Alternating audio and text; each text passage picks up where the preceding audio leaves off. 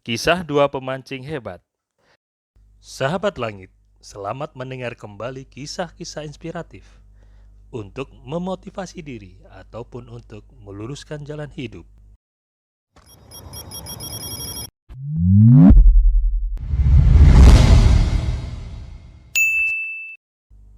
Kesuksesan terkadang membuat orang lupa diri dan menutup diri sambil menikmati sendiri kesuksesannya tanpa peduli orang lain, apalagi mau berbagi. Berbagi ilmu kesuksesan tidak hanya membantu orang lain untuk bersama menikmati kesuksesan, namun manfaatnya akan dinikmati kembali orang yang mau berbagi.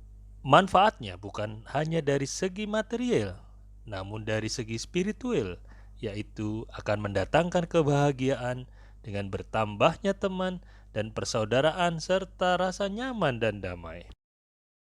Kisah tentang dua pemancing hebat ini akan menginspirasi kita untuk mau berbagi ilmu dan pengetahuan kepada orang lain, dan manfaatnya akan kembali kepada Sang Pemberi. Mari berbagi dan memberi.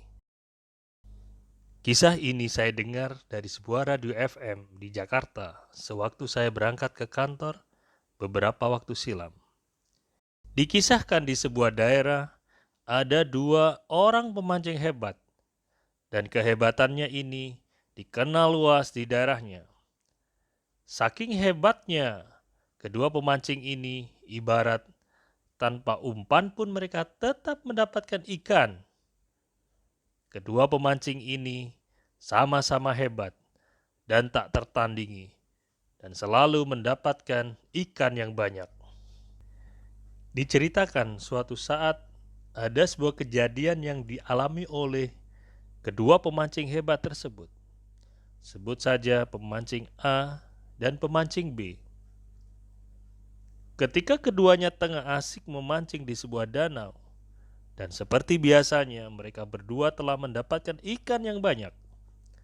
Kemudian datanglah rombongan 10 orang pemancing dari daerah lain, dan mereka pun memancing.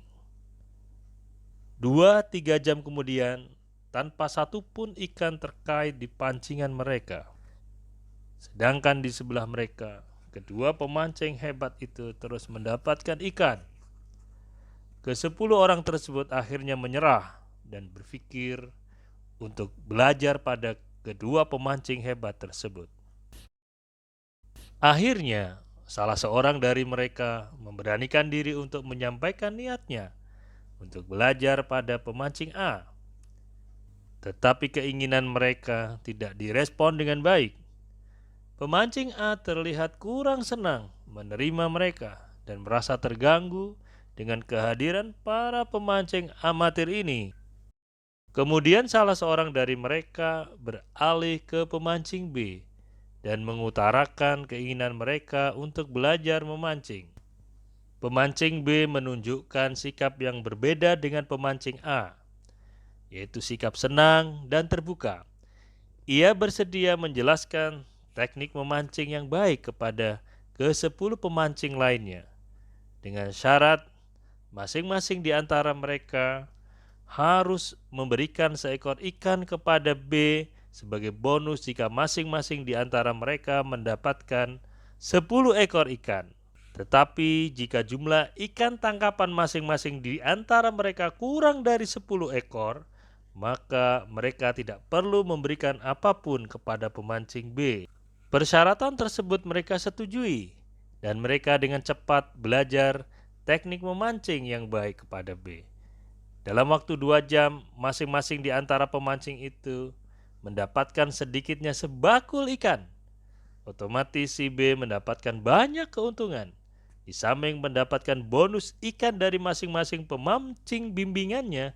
Si B juga mendapatkan 10 orang teman baru. Sementara pemancing A yang pelit berbagi ilmu tidak mendapatkan keuntungan sebesar keuntungan yang didapatkan oleh pemancing B. Kisah di atas menunjukkan bahwa ilmu pengetahuan akan jauh lebih bermanfaat bila diamalkan. Hanya dengan cara kita mengembangkan orang lain yang membuat kita berhasil selamanya, kata Harvey S. Firestone.